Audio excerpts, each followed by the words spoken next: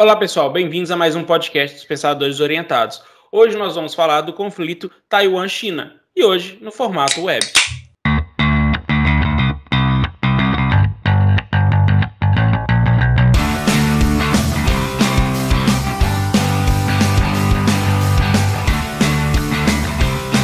Gente, se vocês não sabem, vou explicar um pouquinho do conflito. O conflito sobre Taiwan é uma ilha de 36 mil quilômetros quadrados, situado na Ásia. Ela já passou por diversos domínios. Quem já comandou lá foi Holanda, Espanha e Japão. O Japão ficou um grande tempo lá, até ele perder a Segunda Guerra Mundial e ter que devolver o território para a China como uma das punições. Nesse período, a China estava em conflito. O Partido Nacionalista Kuomintang, liderado por Chiang Kai-shek, brigava com Mao Tse-tung contra o Partido Comunista. Em 1944, Mao Tse-tung ganhou a Revolução Chinesa, dando assim a vitória para o Partido Comunista. De outro lado, o Chiang Kai-shek, nossa, é difícil falar esses nomes, gente? Ele se refugiou em Taiwan, seguido com seus seguidores do Estado-Maior, onde instaurou o governo capitalista com sede em Taipei. Na época, o governo de Taiwan se aliou aos Estados Unidos e Mao Tse-tung se aliou à União Soviética, lembrando que estava na época da Guerra Fria.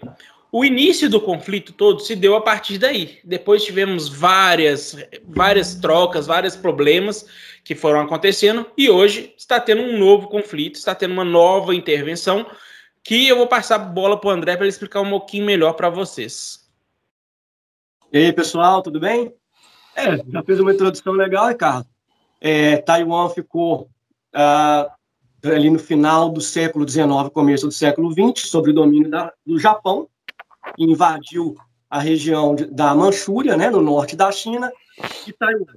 Final da guerra, ainda durante a Segunda Guerra Mundial, os dois principais grupos de poder dentro da China, que era o Partido Comunista, como você disse já, que era apoiado pela União Soviética, e o Kuomintang, que tinha, de certa forma, também uma certa abertura da União Soviética também. A União Soviética fez um jogo ali, quem assumisse, mas eles tinham uma preferência um pouco maior pelo Partido Comunista. Os dois se unem e expulsam o Japão, unem forças para poder expulsar o Japão. Quando o Japão é retirado de dentro do território chinês, os dois partidos começam a disputar poder entre eles, né, para ver quem vai dominar a China. Um fica com uma região, o outro fica com outra região. Durante um bom tempo, eles ficam disputando força. O Partido Comunista entra com tática de guerrilha e consegue vencer a guerra contra o Kuomintang, que é obrigado a recuar e vai ali para a região de Taiwan e outras ilhas que ficam ali um pouco mais próximos do que a gente chama de China continental. Nesse período dessa retirada, eles conseguem se retirar para a Ilha de Formosa, né, a chamada Ilha de Formosa, entra como Taiwan depois. O Kuomintang estabelece dentro de Taiwan um governo central, que eles falam que é o governo central da China, enquanto o Partido Comunista faz a mesma coisa em Pequim. No começo desse período, alguns países, como os Estados Unidos, por exemplo, reconhecem Taiwan, reconhecem Taipei como o governo oficial da China. Porém, com o passar do tempo, começa a se perceber que, de fato, não tinha como ignorar o Partido Comunista. O Partido Comunista é quem realmente ficou com o controle na China continental e acabam que, para os Estados Unidos, para outros países, acabou tornando-se necessário reconhecer o governo central de Pequim. Quando, depois de um certo tempo, a China assume Conselho de Segurança, a China, que eu digo, o governo central de Pequim, e a partir daí, desde sempre, né, desde lá, vários conflitos vão ocorrendo, porque Mao Tse-tung ele tinha um projeto de unificação da China, que ele chama de China Histórica, e ele consegue unificar praticamente todo o território chinês, incluindo Hong Kong, que tem ali, não vamos entrar nesse aspecto, mas tem ali também a questão da Inglaterra, a gente já falou isso em outros programas, região da Mongólia Interior, enfim. E o único lugar que não consegue de forma alguma unificar é Taiwan.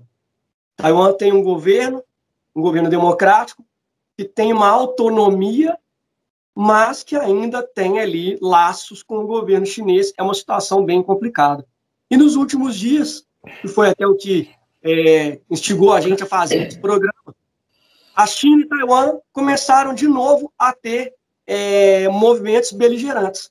A China colocando aviões, colocando navios na região de Taiwan, e isso acabou despertando que a Taiwan também começasse a ter, movimentos para poder deixar a China. Pô, China, vocês estão colocando avião aqui, a gente também tem. E o que é interessante a gente ver também, como a gente falou no programa de Myanmar, esse é mais um ponto que não é importante só para a China, mas é importante para o mundo todo e para o Joe Biden, que assume os Estados Unidos, que é mais um problema imediato para o Biden, né? Porque se Myanmar é um problema de regional, de um local que é de interesse dos Estados Unidos, Taiwan muito mais.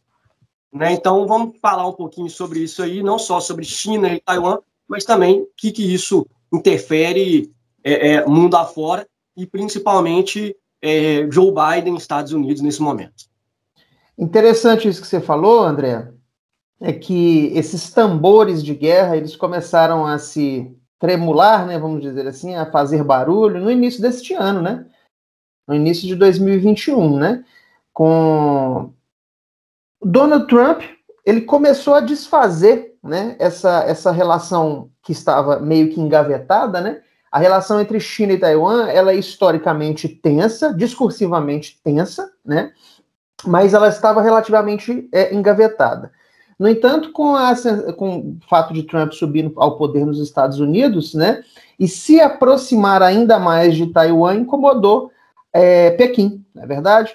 E agora a gente vê novamente as movimentações de insatisfação acontecendo na China, quando o Biden, ao assumir a presidência dos Estados Unidos, convida a presidente, né, de Taiwan para sua posse, não é? Ou seja, a gente sabe que o tabuleiro da diplomacia, qualquer movimento de peças, né, pode incomodar os jogadores, né? Então, desde o governo Trump, agora iniciando o governo Biden, a gente tem a China sendo importunada no seu desejo de reunificação com Taiwan, em função das visões dos Estados Unidos no governo Trump e agora com Biden, né? E isso provocou essas movimentações militares ali no Estreito de Taiwan, né? Que, inclusive, a China declarou oficialmente que, abre aspas, né? Que é uma advertência solene às potências estrangeiras para que cessem suas interferências e às forças separatistas taiwanesas para que cessem suas provocações. Por outro lado, você tem Biden dizendo que o apoio militar a Taiwan continua sólido como uma rocha, né? Então, o jogo de palavras, né, é muito grande e isso provoca esse movimento de tambores de guerra. No entanto, a gente sabe que, como isso é histórico, nunca houve um conflito militar definitivamente entrando em vias de fato, exatamente por razões históricas. Por exemplo, o consenso de 1992, né, em que estabelece uma ambígua interpretação do que significa unificação, tanto em Taiwan quanto na China, né? Cada um entende a unificação de uma maneira, entendendo de uma maneira, inclusive, que atenda aos seus próprios interesses, né? E muito mais em função da questão econômica, né? O Mar do Sul da China é uma região onde existe um trânsito muito grande de mercadoria, que é comercializada no comércio internacional, né? O Estreito ali de Taiwan é uma região estratégica. A relação comercial entre Taiwan e China, ela é muito ampla, existe uma interdependência econômica muito grande. Então, esses dois elementos, né? Um mais diplomático, um mais burocrático e o outro mais financeiro, mais econômico, mais comercial, estabelece uma espécie de blindagem a um conflito de fato que pudesse ser levado na região, né? Esses eventos que permitem que esses tambores continuem apenas tocando e não exista aí, de uma certa forma, um movimento dos exércitos, né? Apesar de Estados Unidos colocar porta-aviões no mar, ali na região do sul da China, Taiwan colocar aviões no ar, a China agora fez movimentações militares no mar e por ar, na área do mar territorial taiwanês, né? E isso provoca esses incômodos todos. E agora a gente tem na presidência de Taiwan, né, a presidente que é publicamente separatista. Então a gente está tendo agora um duelo de discursos, né, um duelo de palavras e de interesses que, na minha opinião, em função de razões econômicas, não chegaria a vias de fato. É interessante analisar todo esse contexto, né, de relação tríplice, que é China, Taiwan e Estados Unidos, e aí a gente já deu uma breve explanação aqui, mas para a gente entender a atualidade, a gente precisa remeter ao passado, né?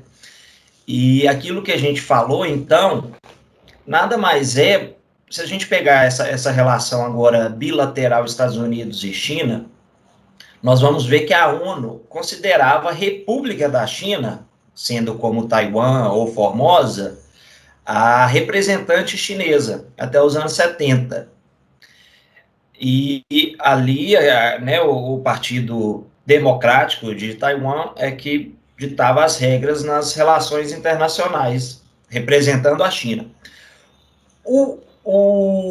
A questão diplomática da República Popular da China, que seria o Partido Comunista Chinês, que a gente entende como a China, hoje governada pelo Xi Jinping, só começou uma relação com os Estados Unidos a partir do início dos anos 80, 79 para 80. Ou seja, a gente está falando em torno de 40 anos.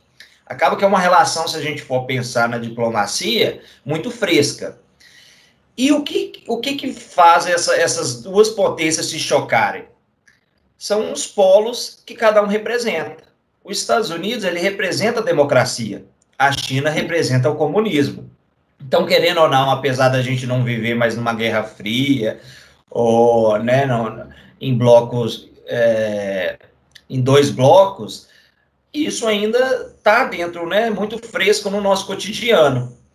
E dentro dessa tensão, eu acho que não tem como os Estados Unidos afastar o pé, porque ele vai chamar os aliados, aqueles países historicamente próximos dos Estados Unidos, para estar em conjunto tentando defender aquela ilha, que é a ilha de Taiwan, que teoricamente representa um sistema democrático, tudo aquilo que os Estados Unidos vende mundo afora como modo de governabilidade. Então, eu acho que, assim, são uma tensão que aí o André, a gente comentou aqui bem, do projeto de poder do Mao Tse-tung, que ele começa numa unificação da China. Mao Tse-tung já foi, mas deixou seus discípulos. E o Xi Jinping, ele já começa ele já ganhou uma das etapas dessa conquista, que seria a questão da retomada de Hong Kong. A gente sabe, e aqueles que estão nos ouvindo devem se recordar, da gente ver nos noticiários, né, a população lá de Hong Kong indo às ruas contra greve, fazendo greves, protestos bem intensos. Isso tudo foi porque o governo central de Pequim, China, colocou uma lei de segurança nacional sobre aquele território, ou seja, já fez essa retomada. O que falta mais a fazer dentro dessa unificação? Taiwan. Então, naturalmente, né, com o passar dessa retomada de Hong Kong, eu vejo bem natural Xi Jinping já começar uma aproximação de tentar conquistar aquele território. Agora, são cenas para os próximos capítulos e a gente vê o que a gente acredita que vai ser. Do lado americano, eu tento que ele vai buscar uma união ainda maior e tratando também da questão que a gente está vendo aí, que está já em discussão há muito tempo, da questão do 5G, né, de que os Estados Unidos busca a não participação da gigante empresa Huawei, como chama? Huawei. Huawei. Huawei. Huawei. Também é difícil falar. Então, assim, eu acredito que além dessa questão diplomática, né, de permanência de um sistema democrático que ele busca para a ilha, eles também vão usar essa questão do 5G para influenciar e pressionar ainda mais a China, falando, opa, peraí, olha os seus movimentos, já tem sim, e a gente já sabe que desde o governo Trump já tem tido picos de tensão ali no mar do sul da China, de navios quase né, batendo um no outro, de tão próximo que eles ficam, de querer, opa, peraí, essa é a minha linha, não, aqui são águas internacionais, mas a China não reconhece como águas internacionais, reconhece como território dela. Então já tem tido essa movimentação já de uns 2 anos para cá, e agora a gente vê isso se intensificando mais para Taiwan. E aí eu quero ver aonde que os Estados Unidos vai entrar, talvez com mais pressão nessa operação, porque a gente já está começando a ver esse Sudeste Asiático com alguns conflitos. Aí a gente falou bem sobre Mianmar, e Mianmar ainda continua lá, as coisas ainda, a chama está muito intensa, as pessoas ainda continuam na rua, não estão aceitando o golpe militar facilmente. E aí agora a gente está vendo, talvez a China está usando até essa repercussão de Mianmar como desvio de foco para já começar a movimentar todo o seu arsenal para o sul ali da China, nas divisas com Taiwan. Mas vamos ver como que o Biden, mas eu acho que ele vai pegar bem firme nisso. A gente já está vendo uma postura diplomática e de relação exterior seguindo a linha Trump, então a gente não está vendo muita mudança, e eu diria, não sei se vocês concordam comigo, mas com o histórico que a gente tem, pegando aí o último governo democrata, que seria o do Obama, a gente vê uma intensificação maior nessa parte de envolvimento de conflitos por parte desse partido norte-americano, que eu acho que pode ser seguido pelo Biden também, de forma mais intensa. O que vocês acham? Só fazer uma questão aqui. A gente tem que parar para pensar que os Estados Unidos, durante essa pandemia, ele se viu um pouco perdendo forças, né? Não vamos falar que ele foi abalado. Não tem como, a gente viu que a China que rege o comércio internacional, as maiores fábricas estão lá, tudo estão lá, então começou a faltar peças, faltar tudo. Então a China colocou um pouco em xeque durante a pandemia a soberania dos Estados Unidos. E isso foi uma das coisas que abalou até mesmo a minha percepção para a eleição do Trump, além das bobagens que ele falou perante a pandemia. E a gente viu que, assim que o Biden começou, ele está tentando tomar essa soberania estadunidense de volta. Essa questão dele, e eu acho, ele quer, o que eu vejo, ele está tentando botar a China, cercar a China. A gente viu que ele está agora com essa questão com Taiwan. Ele voltou com o Quad. O Quad, para quem não sabe, a aliança Quad, Quad em inglês, né, em português seria Diálogo de Segurança Quadrilateral, que é uma força formada entre Estados Unidos, Índia, Japão e Austrália, que é para justamente na Baía Bengala, que é mais ou menos ali perto da China, para ser mais exato, ela fica entre Tailândia, Mianmar e Índia. É onde até mesmo tem vários... O exército da China é bem presente ali fazendo testes de armamento. E ele está querendo retomar aquele local junto com a Austrália, Índia, Japão. Então ele chamou eles de volta para poder refazer essa aliança que ela tinha sido um pouco parada durante a gestão do Trump. Então eu vejo que ele está cercando a China para poder mostrar, olha, quem manda aqui sou eu. Não vem com essa de querer vir para cima de mim. A minha percepção é essa. Que os Estados Unidos se viu perdendo poder. Lógico que ele não chegou a perder poder de fato, mas foi instigado a pensamento. Todos nós pensamos que a China estava começando a tomar áreas mais fortes. E ele está vendo que ele está tentando fazer isso. Não sei se o André concorda comigo. Sim, de certa forma eu concordo. Eu ia até puxar uma coisa que o Igor falou. O Igor falou uma frase mais ou menos assim. Depois de Mao saiu, né? Mao não está mais aí, mas ele deixa os seus discípulos. Eu gostei dessa expressão que o Igor usou, justamente porque o Xi Jinping ele é considerado dos líderes pós-Mao. A gente teve Deng Xiaoping, Jiang Zemin, Hu Jintao e agora o Xi Jinping. O Xi Jinping é considerado um dos maiores seguidores do Mao. Ele é um pouco mais enfático, é um cara que está tentando unificar cada vez mais o poder para si, e ele tem algumas ideias que vão ali seguindo Mao. Então, quando Mao fala sobre Taiwan, Mao chega em uma reunião, eu não me lembro com quem se foi, com o Henry Kissinger, que era um diplomata americano, fala que Taiwan é uma questão da China e que a China não tem pressa. A China pode esperar 100 anos para ter Taiwan de volta. Já tem quanto tempo que a gente está nessa disputa? 60, 70 anos, né? Então, se a gente for levar essa questão aí dos 100 anos ao pé da letra, o Xi Jinping vai se preparar para isso. Ele quer fazer essa demonstração de poder. Ricardo falou isso aí, Ricardo, sobre o Biden. O Biden, não acho que é algo do Partido Democrata em si. Eu acho que o Trump foi fora da casa na política americana internacional, na política externa americana. Ela sempre foi muito enfática mundo afora. Estados Unidos sempre se postou como um policial do mundo. Eu acho que o Trump foi uma vírgula aí, foi uma fora do padrão. E o Biden vai voltar com isso, porque mostrar o poder americano, isso é o projeto do Biden, recolocar os Estados Unidos como um país que está lá em cima, regendo a política internacional, regendo o comércio internacional. E a China passa a ter um poder que nunca teve, China, vamos dizer assim, no período moderno, né?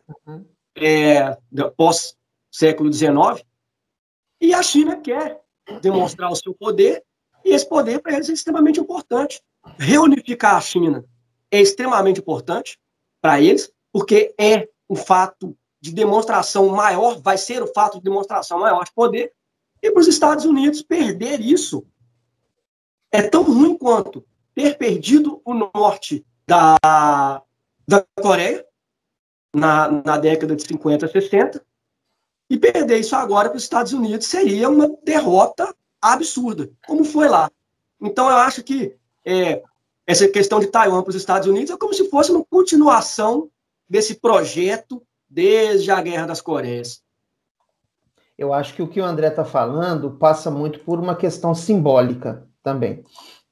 Pelo seguinte, se vocês pegarem historicamente, né, o fato de Chiang Kai-shek, por exemplo, ter ido se refugiado na ilha taiwanesa e recebido até então, né, desde então, apoio americano, transformou Taiwan no que é hoje em termos de país, né, com crescimento significativo, com desenvolvimento invejável, né, com alto padrão de vida, né, isso logo depois do período da Guerra Fria, em que existiam as influências distintas, né, o Partido Comunista na China e uma influência do capitalismo, da democracia, no território taiwanês, que já era separatista, né, já tinha intenções separatistas, né.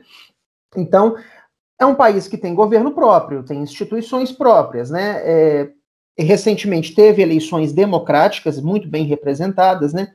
Atua como um país independente. Então, veja, desde o processo do final da Guerra Fria até hoje, você tem Taiwan funcionando como uma espécie de símbolo da influência americana no mundo, né? Embora Washington tenha rompido aí relações diplomáticas com Taipei, no caso, em 79, por causa da proeminência chinesa, né, que o André falou alguns minutos atrás, de não dava para ignorar o Partido Comunista Chinês e a representatividade chinesa no mundo, né? Tanto é que os Estados Unidos tiraram a embaixada americana de Taipei e foram para a China, e isso acaba desajustando um pouco os interesses geopolíticos de Taiwan. Mas ainda assim, os Estados Unidos formalizam oficialmente, publicamente, que existe um compromisso com Taiwan. Existe um compromisso com Taipei. Então, Taiwan e Estados Unidos para Taiwan, funciona mais como uma espécie de compromisso histórico, uma espécie de gratidão por esse simbolismo, né? E esse amálgama da ideologia americana em termos de influência internacional pós-Guerra Fria. Então, isso tem um simbolismo muito grande, e os Estados Unidos não vai desamparar, vamos dizer assim, né? Abre e fecha aspas. Os Estados Unidos não têm interesse em desamparar Taiwan nesse tabuleiro de conflito, porque ele funciona como um símbolo daquilo que os Estados Unidos entende como modelo de governo, em contraponto à China, né? Só que geopoliticamente existe um conflito, inclusive até de entendimento, né? Porque ao mesmo tempo que China ocupa cadeiras do Conselho de Segurança junto com os Estados Unidos reconhece a soberania chinesa, a existência chinesa, e por outro lado, mantém uma relação comercial e inclusive até política, né, pelo fato de Biden ter convidado a presidente taiwanesa para sua posse, demonstra uma evidente preocupação, um evidente interesse que esse país, inclusive, se torne definitivamente autônomo, com que, inclusive, os Estados Unidos têm um amplo comércio de armas, né?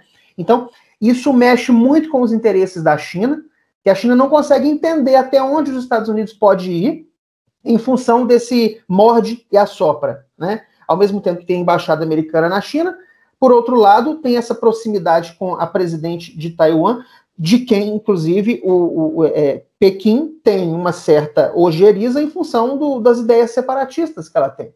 Então, só para encerrar esse ponto, os Estados Unidos não têm interesse em fechar essas portas, porque Taiwan funciona como se fosse um modelo da influência do capitalismo de mercado pós-Guerra Fria.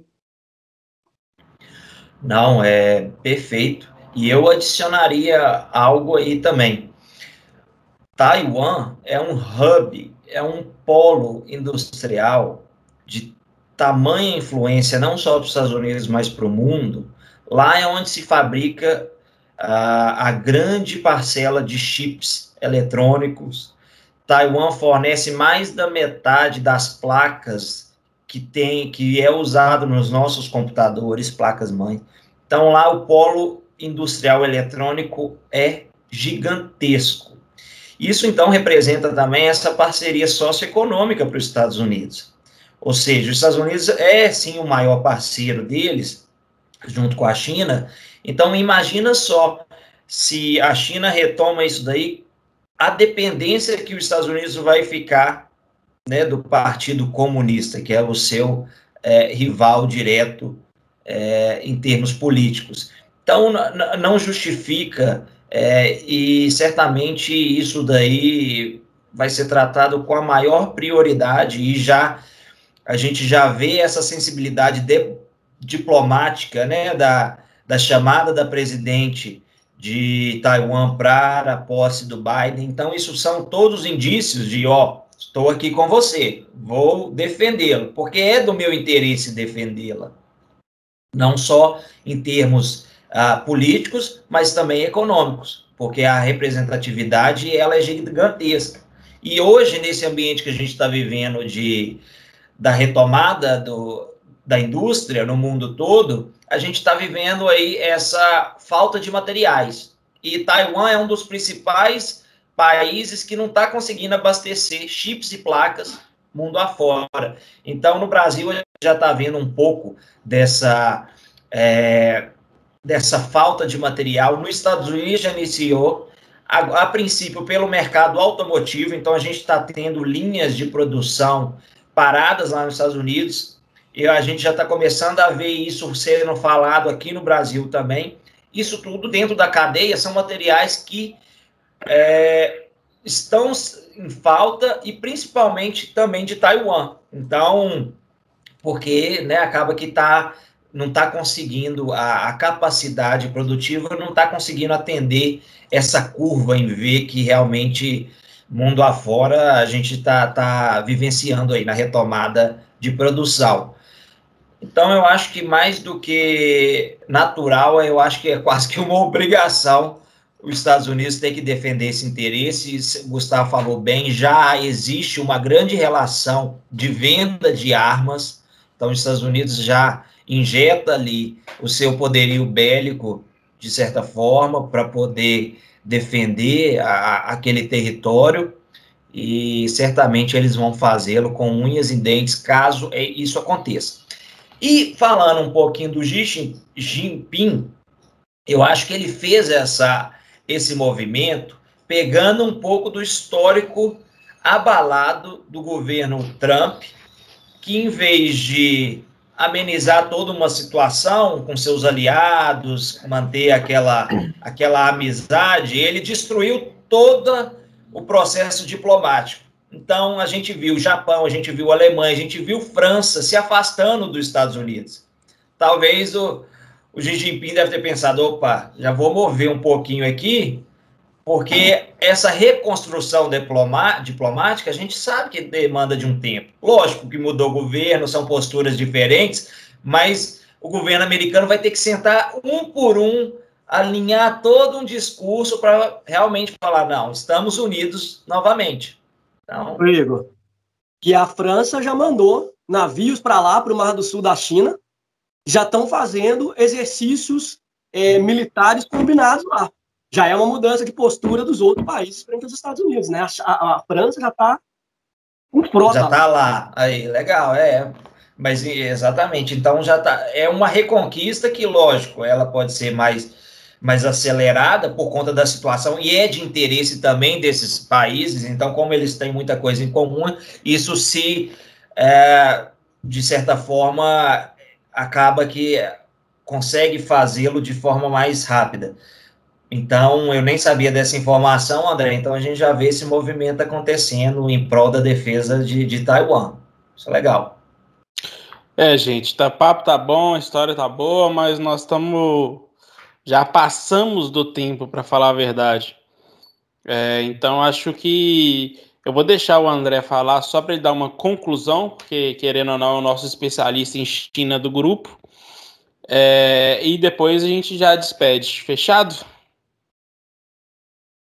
Beleza, eu acho que a conversa foi boa, não tem muita coisa para poder acrescentar. Eu acho que isso aí ainda vai dar muito pano para a manga. Uma coisa que a gente não mencionou, existe um tratado de não agressão, eu esqueci o nome do tratado agora, entre China, Estados Unidos e Taiwan, e Estados Unidos se coloca sempre como neutro nessa relação. Mas a gente sabe que de fato não é. Desde a época de Mao teve uma dor de barriga por causa disso, achava ruim esse posicionamento dos Estados Unidos, enfiam arma lá dentro, como vocês já falaram, né, dentro de Taiwan. Então, vai ficar ali durante um bom tempo, entre aspas, mais uma guerra fria, avião para cá, navio para lá, provocação. Guerra de fato, eu acho que não acontece. China e Estados Unidos não vão se enfrentar belicamente, pelo menos, se acontecer, vai demorar muito. Eu acho que isso aí vai ser muito mais uma continuação daquilo que vem nos últimos 50, 60 anos, provocações. O que é ruim é para o pessoal, os civis, né? Tem muita gente que tem Taiwan, fica em Taiwan, que tem parente na China continental e vice-versa. Quem mais sofre, como sempre, são os civis. Então vamos ver, vai ser durante um bom tempo, vão ficar aí durante essas provocações, mexendo um com o ego do outro, mas eu acho que não passa disso. Então é isso aí, minha gente. Muito obrigado por terem escutado esse episódio até agora. Muito obrigado por estarem junto com a gente. E nos vemos no próximo episódio. Bye, bye. Tchau, pessoal. Valeu.